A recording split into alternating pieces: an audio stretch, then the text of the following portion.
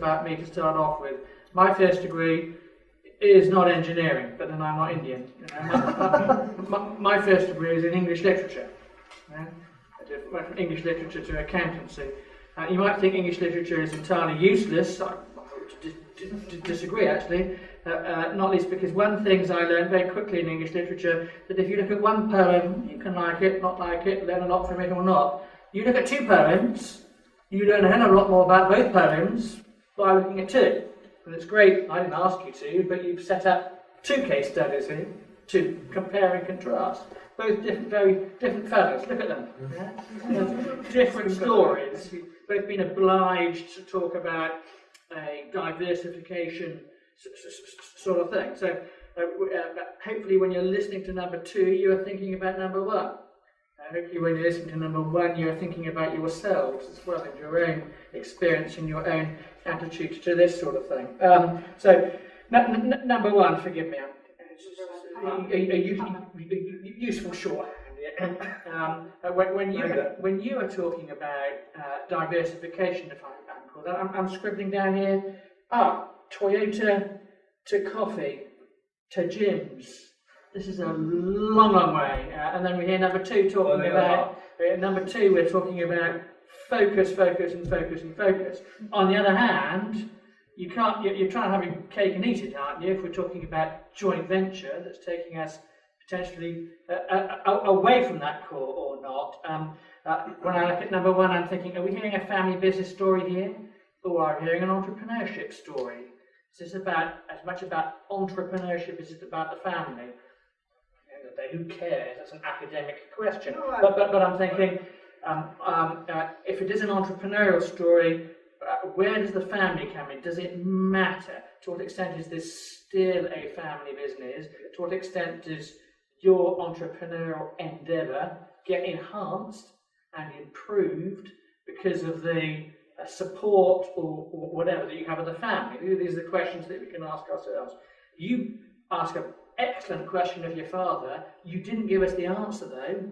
I'd love to hear it. You ask your father, why are we in education? You're bearing in mind now, but it's my turn to talk, and I've been saying for hours. Why are we in education? Bearing in mind that we're in pumps, yeah? I'd love to hear what your father said, and then to hear your take on that answer as well, and then to get some discussion going about this alliance thing, which I find very, very interesting. Again, to what extent does an alliance allow us to have our cake and eat it, both entrepreneurial and family business? Alliance, we can get bigger, but we can still stay what we are, focusing on what we're good at. We can still make sure that we can deliver world-class capability, because that's what we're doing. So different routes to the diversification thing. And anyway, so there's only one question tied in there, which was to you. I want to hear what your father said. There's a question in and around there about family versus entrepreneurial. I suggest let's hear what our two guests have got to say about that. Then our guests can be equal with the rest of us, and we can get a discussion going amongst the rest of us in and around these themes as well. So can I start with number two, because it's the easiest question. What did your father say? He told me that it's not a business because it's a not-for-profit organization. In a country like India, when you are successful in business, you try to give back to the society. So natural extension is to either start a university or a hospital. I think he started the university, so I couldn't argue much on that, because it's a not-for-profit institution. B is like we are into real estate, but that's more of the private wealth. Like when a first-time entrepreneur starts a company, he always thinks that he has to make money separately for his family and as a means of security. So that's more of an investment now. So if you look, largely we are focused, but we argue all the time. But are those other two things distractions, do you think? I think he spent like 10 years. It's been the university is 10 years old now. So he spent 10 years of time, effort, money, his time specifically. I wouldn't say, okay, money is the secondary part. His personal time in developing a world-class university, even hiring good professors. I argue with him, if you had put all that effort we could have created a much larger pump company from what we are. We are larger, but still, this is what I argue with him. It's an important issue, of course, and one thing we need to acknowledge, again, doesn't come out of the McKinsey talk, but as family businesses, we have choices that we make that aren't necessarily related to commercial imperatives. We do things that we want to do, not necessarily because we have to do them, and we do them not least because we're spending our own money. We're not spending other people's money, we're spending our money. True, that's what and we can do what we want with our money. Of course, when you come to your story, it's different. As you write, of course you're right, because it's your story, you tell us very interestingly about bringing in outside shareholders, outside investors. Of course, when you're bringing in outside investors, again, it's no longer your money that you're but it's how you look at it, right? It's again, in my opinion, I believe, first of all, everybody's talking about family business. I believe it's a company, it's a structure. Whether it's family or non-family, one day you cannot stop anybody to sell. So I believe it's an entrepreneurship, like my great uncle, when he first started travel brought Toyota, it was entrepreneurship directly. It didn't came to him as a business model and you have to implement. He figured it out, he brought it for himself, for his own personal use, and then turned it to a business, right? So now, our structure now, the family is growing, so it depends, where are you on the stage of a family? Is it the first generation, second generation, third generation? But in our case, it's the third generation, where we have a clear structure, and this is the newer generation played part of, is the distribution. When you distribute, you put 30% in the current business, 30% in the new business, which I was looking after, and then 30% distributed to the family. So if you look at my story, it was with the group, partial with the family members, which were paying, and then personal half of it. The opportunity comes, you cannot wait for 15 people to take decision on. And especially if a family business, it depends on how close they are.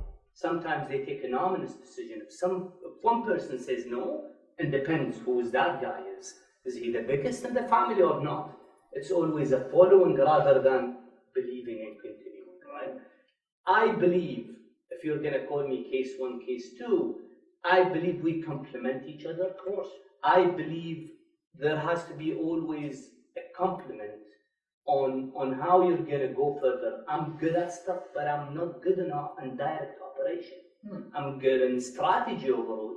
That's why I have my COO running the day-to-day, and I manage him through my audit, internal audit or operational audit that would tell me or raise flags, but I'll go in overall strategy, what kind of drinks. Like for example, we created a drink that even the States were shocked about, cupcake drinks. So you can drink red velvet, and we made a big story of that. Today we have 6 lines of that drink. So my point is, that's my power, but I cannot go day to day. I have my whole office turned into a legal department to make sure that I'm going the right way. So I'm trying not to see other companies and implement. That's why I agree with you. I wouldn't listen to advisors because nobody knows the business more than yourselves. They can put whatever slides and show you numbers and get you lost. But in reality, it's not happening there. No, in reality, well, I completely agree with what you're saying about advisors, and also what you say about academics, and I can say that with confidence because I'm not an academic. I agree with you. I've got a PhD in anything, and the models I will show will contradict each other, and are not mine anyway. So we can all be rude about them. But I think that they can provoke discussions. They can get questions going, and if we have the good quality, robust discussions and start challenging things. Now you obviously yourself are a good, robust challenge to what else has got going on your family business. That's who you are. That's your personality. By the way, I'm on board with family in terms of executive committee, advising them, telling them what I believe. Yeah. But again, it's their call to do whatever, right? Well, let's just go to our other friend here. If we have a challenge here, how do you see yourself in terms of the thing going forward. Business that's focusing on, focus is your word, complement again. Entrepreneur is not a word that you've used. Do you see yourself as an entrepreneur in the next generation coming forward? Do you see yourself as somebody who needs to challenge down in terms of doing something different in the business? Is the joint venture, the partnership thing, the strategic alliance thing, your way of bringing that challenge into the business? This is one very different story, very, very different set of circumstances. In terms of an entrepreneur, yes, the product that we've got into, industrial pumps, is completely different from what we are existingly making the plants, but it's in the broader scope of pumps. So diversification within that focus area. So it was an entrepreneurial idea to bring in. I did not reinvent the wheel. So that was the idea why I brought in a strategic alliance partner, and he's like today top 5 in the world.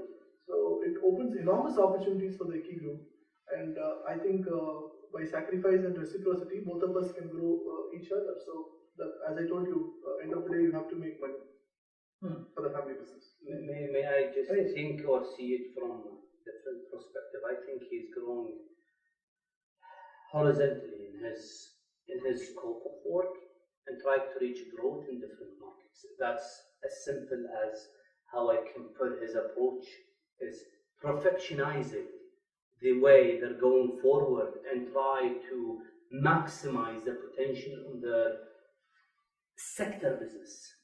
This is how I see it. There are two schools. One is you do multiple products for one market, or you do few products for global market. To be a global company, I think you need to focus. Today, the customer wants a German engineering with a Japanese quality, an Italian finish, and Chinese price. I like it. To do this, you have to be globally competitive. Exactly. Of course, you also start geographically very different. You start from one of the world's biggest countries in terms of geography and human resource. You start from one of the world's smallest countries.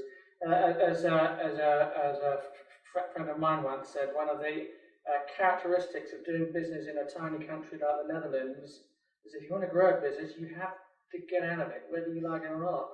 If you do business in a big country like India, you have the opportunity at least. My neighborhood population is as big as Kuwait. I believe nowadays you don't have there is no such a country as origin. You can work anywhere. I believe globalization has we can talk about globalization now. We can have free calls, conference calls, emails, whatever. You can run businesses with a virtual office, and this is what I'm trying. By the way, I don't have an office in our company. Having one of the subsidiaries, but not in the main business that I'm handling, because I believe you can take decision wherever you're on the road and be available all the time. Simple as that. Right, let's we had a nice three-way chat here. We need to have a chat that's going in a different direction. I put some themes on the table. Let's get some other themes going, which we can direct to one or other of our I want to get some clarification also. Regarding your joint venture, right? You said he's a 70+ old guy. Is that also a family business? Yes, it is a family business. So, like, what about when he passes on? Is the second generation involved with him? How do you then, your strategic alliance, does it, vanish when he goes away? That's a challenge that we are looking at it. I've already asked him the question, and also the next generation is most family businesses in Europe. If you look at, they want to sell out to multinational companies. So in that contract, we've specifically put that in the unlikely event that company is being sold to a foreign partner or a bigger company. So we have the first right of refusal for our country in India. That has been put in the contract. But having known them over the 2 years, I think they are looking at a long-term partnership, and they would like to be in the business. The family is very, very committed to run the business independently, and that's their philosophy and value system. So I think for the next 10 years, I don't have a problem. So you can't think too much also ahead. Businesses anyways fail.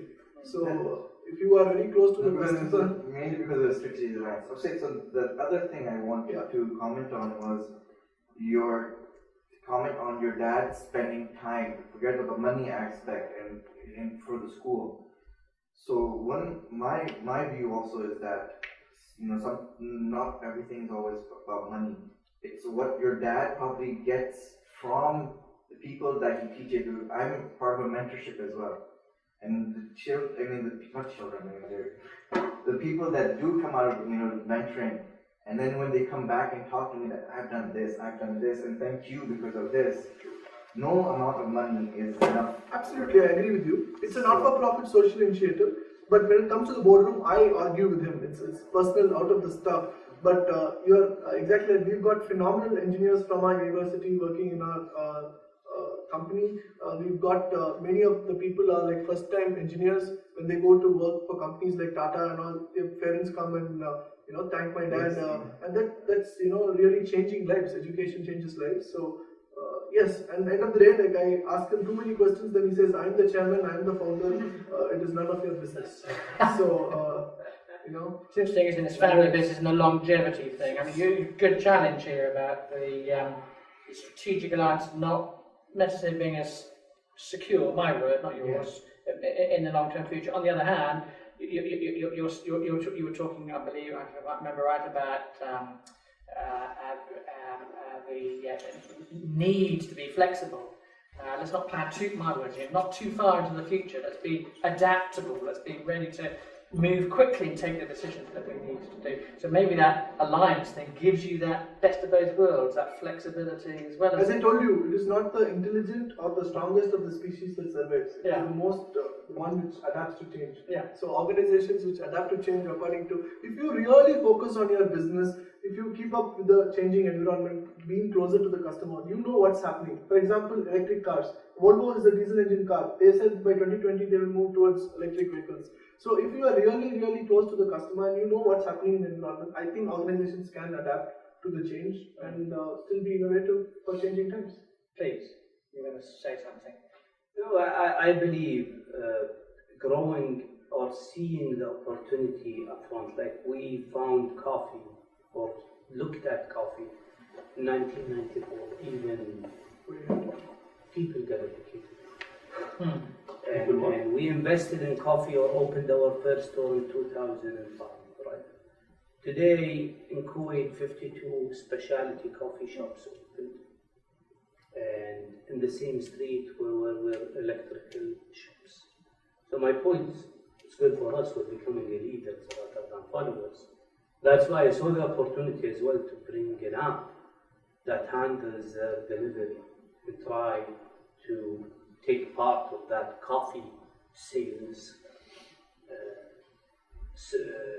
opportunity and diversify in that matter thoroughly, right?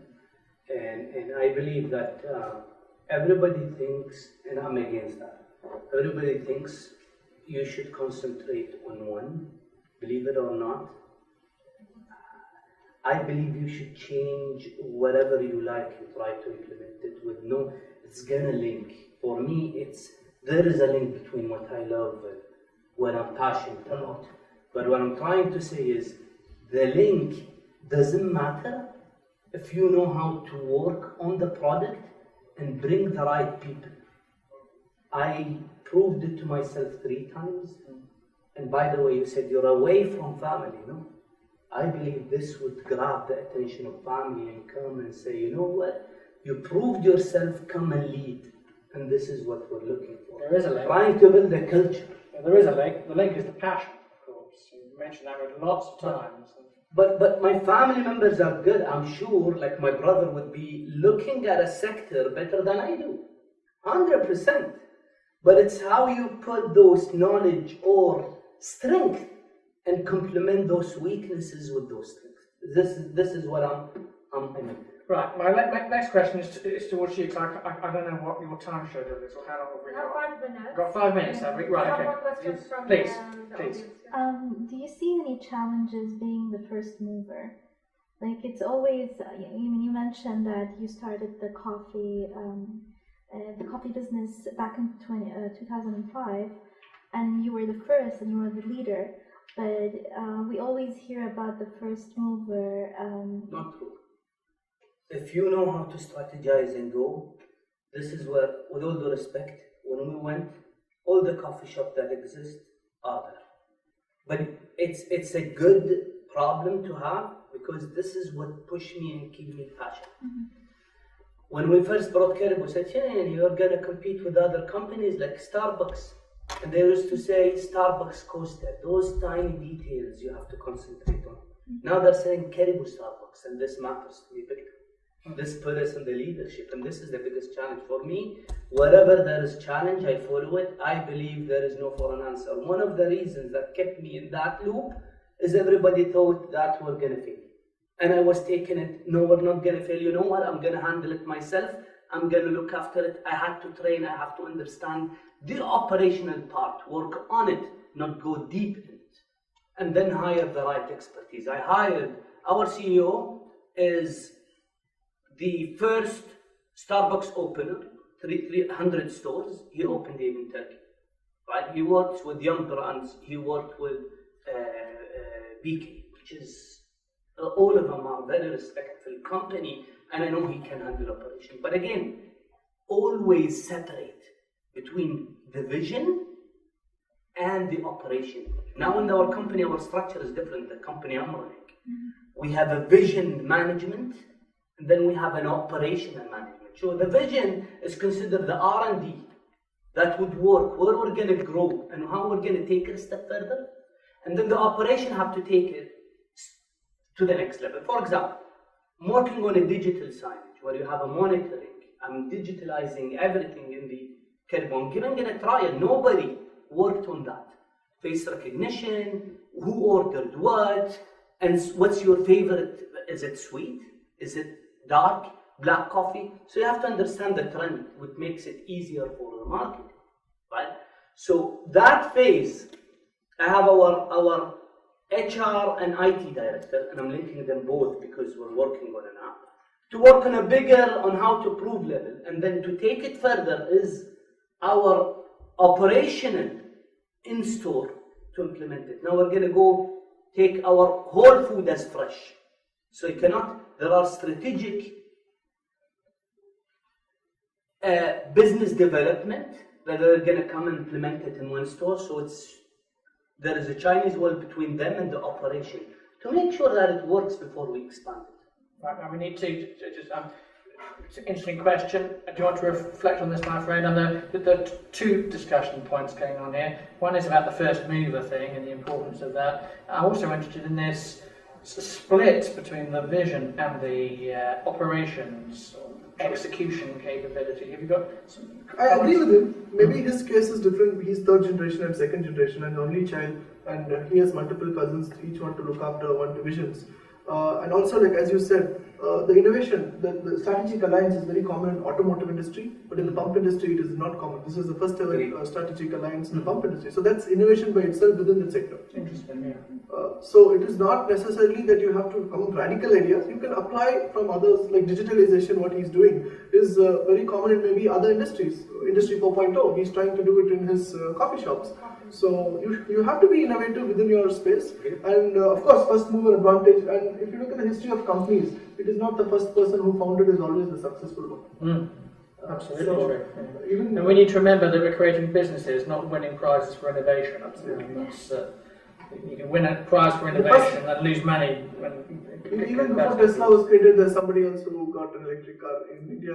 Even phones. Yeah, BlackBerry was a leader. Yeah, and then all of a sudden, iPhone. Now they're claiming a backlash. So it is not the first mover advantage. There is definitely, as a brand perception, everything it is there, but it is not there. So let us close and talk tomorrow. Yeah, we've got mass to talk about tomorrow. Let's close. And I hope, like in these 2 days, I will learn what is growth and how to grow my business. Are you setting me a challenge? Yeah.